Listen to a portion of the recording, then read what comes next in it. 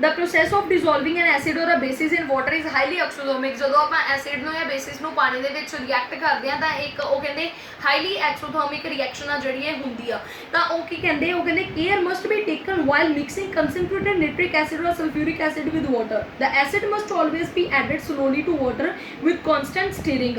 हुण इत्थे एक मेजर पोर्शन पॉइंट है जिहड़ा वो आ रहा देखो वो कहते हैं भी जिहड़ा पानी आ ठीक है उहदे विच आपां नूं एसिड पाउणा चाहीदा है, ना कि एसिड जिहड़ा आपां एक कौली दे विच एक चीज़ बीकर दे विच रखिया होया उहदे विच लिया के मग भर के पानी दा छोड़ देना चाहिए। बिल्कुल भी नहीं, चीज़ इक्को ही आ, चाहे एसिड दे विच पानी पवे चाहे पानी दे विच एसिड पवे, चीज़ दा इक्को ही आ।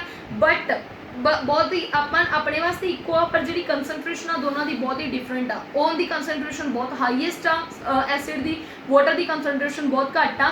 इस करके आप पानी रख लिया बीकर दे विच ठीक है, उहदे विच तुसीं हौली हौली ड्रॉप बाय ड्रॉप जिहड़ा वा एसिड पाउणा है, ते एसिड भी ड्रॉप बाय ड्रॉप भी भला तुसीं पा रहे हो तां भी एक एक्सोथर्मिक रिएक्शन हो सकती है। इस करके उन्होंने नाल दी नाल की हलाई जाना है, नाल नाल थोड़ा थोड़ा एसिड है जिहड़ा वो पाई जाना है। जे तुसीं इक्के-दम बीकर दे विच एसिड रख लिया ठीक है, मग भर के लिआंदा पानी दा लिया के विच बीकर दे पाता, तो इन्ना वड्डा स्पलैश होएगा कि जिहड़े बीकर दे विच एसिड पिया होया ना वो भी टुट के लभना नहीं कि वो कित्थे आ कित्थे नहीं। इन्नी ज़्यादा एक्सोथर्मिक प्रोसैस है जिहड़ी ये हुंदी आ ठीक है। वो कहते if water is added to the concentrated acid, the heat generated may cause the mixture of the splash out and cause burns. The glass container may also break due to excessive local heating. देखो लिखा होया उन्होंने look out for the warning sign, warning sign वाल देखो on the can of the concentrated sulfuric acid and on the bottle of the sodium hydroxide pellets। हर एक उन्होंने ऊपर क्यों डेंजर साइन लाया होंगे, उन्होंने आप क्यों टच करना, क्योंकि उनकी कंसनट्रेशन है जी बहुत ज़्यादा हाईएस्ट होंगी आ। उन्होंने हथ लगाया अपना हाथ भी सड़ सकता है, जी चीज़ के आप रखा होया जो आप लिया के उनके उपर पानी पा दिए तो इन्नी ज़्यादा अग प्रोड्यूस करेगा कि जेडे बीकर के आप रखे वो बीकर भी बहुत ज़्यादा एक्सैसिव हीट के नाल टुट जाएगा ठीक है। उस तो बाद कहते कि जेडे मतलब हाउ स्ट्रोंग एसिड या बेसिस जो सोल्यूशन होंगे आ किन्ने का ज़्यादा स्ट्रोंग होंगे आ, ये आप किमें चैक करते हैं पीएच स्केल के नाल। पीएच स्केल की वैल्यू 1 to 14 तक होंगी है ठीक है। 7 ते की आ अपने कोल न्यूट्रल फॉर्म हुंदा वा। वो कहते we know how acid bases indicator can be use to distinguish between acid और the bases. We have also learned in the previous sections about the dilution and the decrease in the concentration of H positive and OH negative in the solution. पिछले आप पढ़ के आए हैं कि कहती concentration basic की कंसनट्रेशन ज़्यादा होंगी है, एसिड की कंसनट्रेशन ज़्यादा होंगी है, जो आप उन्होंने पानी में पाने तो किंदी कंसनट्रेशन है जी ज़्यादा होंगी है। तो कहते we can do this making use of universal indicator. Universal indicator की हेल्प के नाल चैक कर सकते हैं वैदर कोई चीज़ है जी SDK या बेसिक आ। वो कहते scale for measuring hydrogen ion concentration in a solution, उन्होंने आप बोलते हैं PH स्केल ठीक है, जिसकी हेल्प के नाल आप वेख सकते हैं कि कोई चीज़ है जी वो की है SDK या बेसिक आ ठीक है। तो ये कहते P is PH stand for the potenz. P जी PH के स्टैंड करती है इनका मतलब है पोटेंज, एक जर्मन का वर्ड आ, इनका मतलब हैगा वै पावर ठीक है। On the PH scale we can measure PH generally from generally आप कितों शुरू करते हैं 0 to 14। 0 जोड़ा वा सब तो ज़्यादा SD का, मतलब 0 to 7 तक बहुत ही ज़्यादा SD का, 0 तो सब तो ज़्यादा वा, 1 तो 0 तो थोड़ा जिहा घट, 1 2 तो 1 तो थोड़ा जिहा घट, मतलब जिवें जिवें थले जाई जाओगे कंसनट्रेशन है जी घटती जाएगी ठीक है। उस तो बाद 14 तो एल्कलाइन, एल्कलाइन का मतलब होंगे 14 तो सब तो ज़्यादा बेसिक है ठीक है। कहते PH should be thought of simply as number with indicate the SDK or the basic nature of the solution. Higher the hydronium ion concentration, lower is the PH value। जिन्ना तुसी ऊपर जाई आओगे उन्नी ज़्यादा जी है SDK का कंसनट्रेशन है, hydronium ions का जी वैल्यू है वो किया बढ़ती जाएगी ठीक है।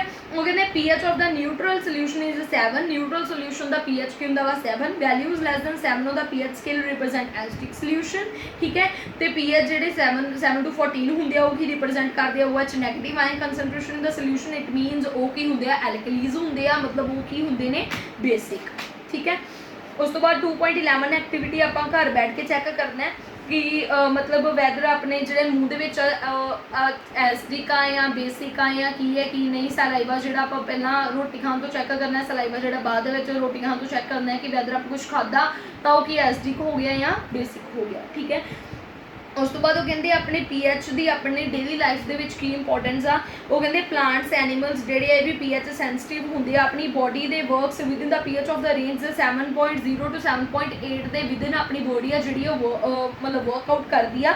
ਲਿਵਿੰਗ ਆਰਗੈਨਿਜ਼ਮ ਆ ਜਿਹੜੇ ਉਹ ਕਹਿੰਦੇ ਸਰਵਾਈਵ ਕਰਦੇ ਆ ਸਿਰਫ ਨੈਰੋ ਰੇਂਜ ਪੀਐਚ ਚੇਂਜ ਦੇ ਵਿੱਚ, ਠੀਕ ਹੈ। ਉਹ ਕਹਿੰਦੇ ਜਦੋਂ ਪੀਐਚ ਰੇਨ ਆ ਜਿਹੜੀ ਵਾਟਰ ਲੈਸ ਦੈਨ 5.6 ਤੋਂ ਘੱਟ ਹੋ ਜਾਂਦੀ ਆ ਤਾਂ ਉਹ ਕਿਹੜੀ ਰੇਨ ਹੋ ਜਾਂਦੀ ਆ, ਐਸਿਡ ਰੇਨ ਹੋ ਜਾਂਦੀ ਆ।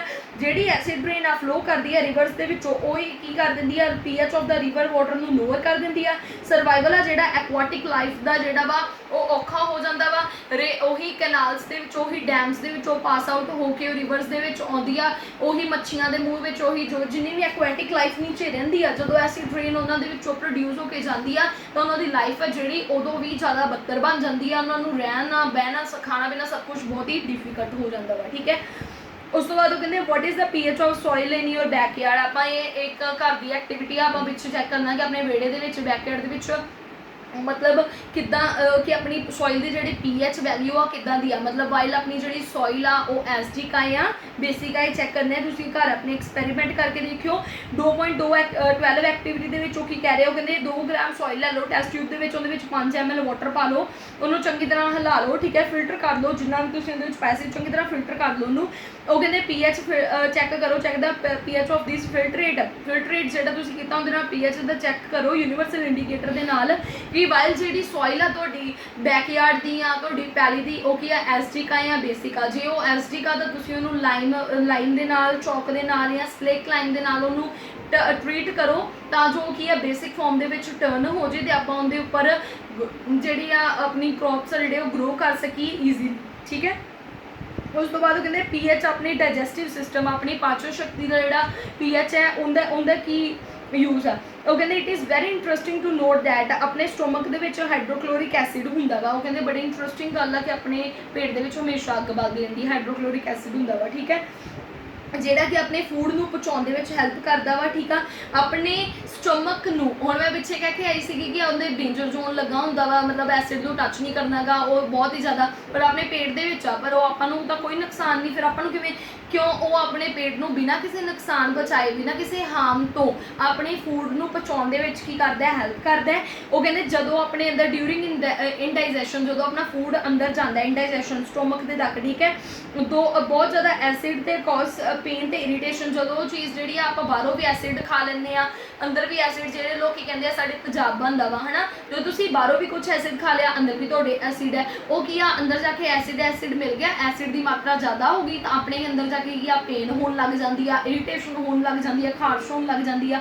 ਉਹ ਕਹਿੰਦੇ to get rid of this pain, ਇਸ ਪੇਨ ਤੋਂ ਰਿਡ ਹੋਣ ਦੇ ਲਈ ਪੀਪਲ ਕੀ ਆ ਬੇਸਿਸ ਨੂੰ ਯੂਜ਼ ਕਰਦੇ ਆ ਜਿਹਨੂੰ ਆਪਾਂ ਬੋਲਦੇ ਆ ਐਂਟਾਸਿਡਸ, ਠੀਕ ਹੈ।